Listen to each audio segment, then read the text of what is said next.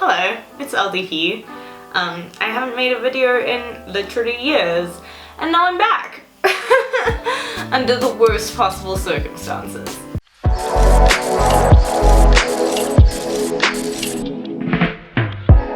So, this is a pattern by Trend Patterns. They're a UK pattern house.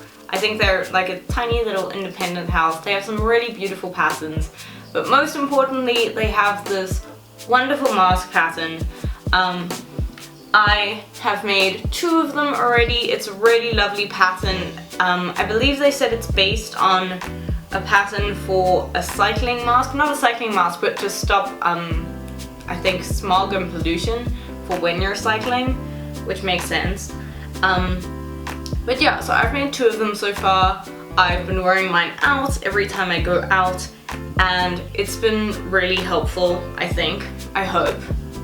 So what I really like about this is that they've put the pattern online for free. I think this is such an important time globally to not be prioritizing profit and just to be sharing what we can, and to share a pattern like this is so important. And I was a little bit confused upon my first look through the pattern, but after I figured it out, I decided it would be a good idea to make a little sew along, sew through, so you guys can make one too. Cut out your pattern pieces according to the instructions on the pattern. I made the mask from pieces of an old sheet, so I used the existing hems on the sheet as the edge of the lining pieces to save having to edge that myself.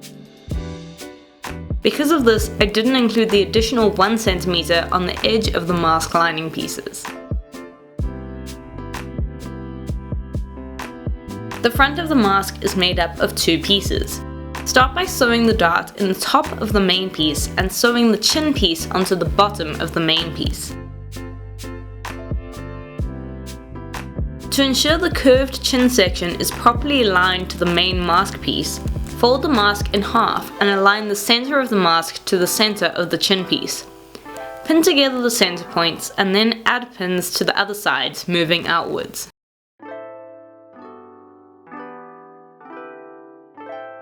When you sew the curved chin section, try to stitch slowly, as the curve needs some guidance to lay flat against the straight edge of the main mask piece.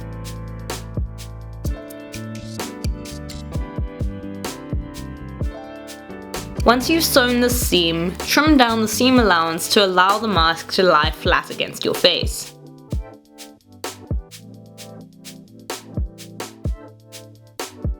Stitch down the unedged side of the middle lining piece and sew the dart at the top of the piece closed.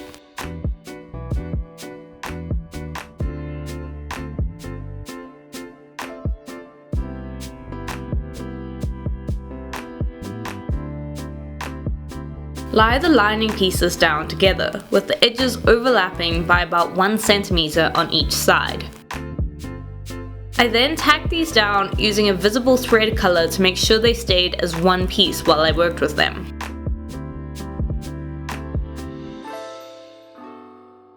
Pin the chin piece onto the tacked lining pieces the same way you did with the main piece and sew it down.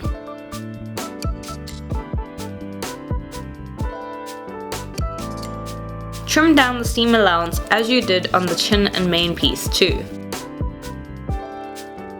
Lie your main mask piece and lining piece with their wrong sides together. I then tacked around the edges of these pieces to ensure that they were lying together perfectly and wouldn't slip around while I was working. I used some bias tape that I had in my stash to edge the entire mask.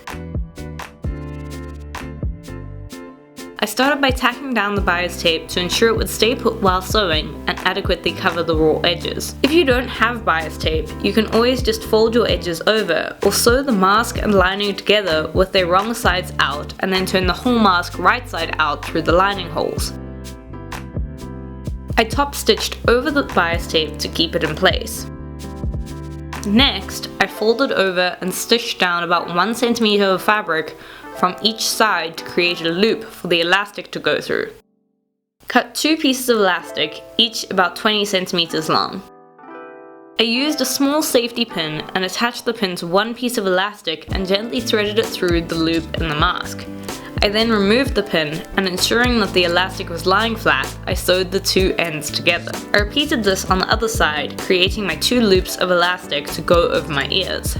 I shifted the sewn part of the elastic into the loop of the mask so it would be obscured and wouldn't cause any discomfort on my ears. Once it was inside the loop, I stitched over the center of the mask loop to hold the elastic in place, and then the mask was complete. Please let me know if this tutorial helped you.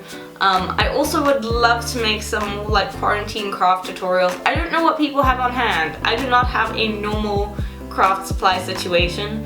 So if there's anything you want to be able to do, anything that would make quarantine a little less frustrating, let me know and hopefully I can help with a video. I'd really love to do some basic embroidery tutorials with kind of standard needle and thread rather than any fancy embroidery threads, just because I know a lot of people don't really have access to that, so hopefully that will be interesting to someone.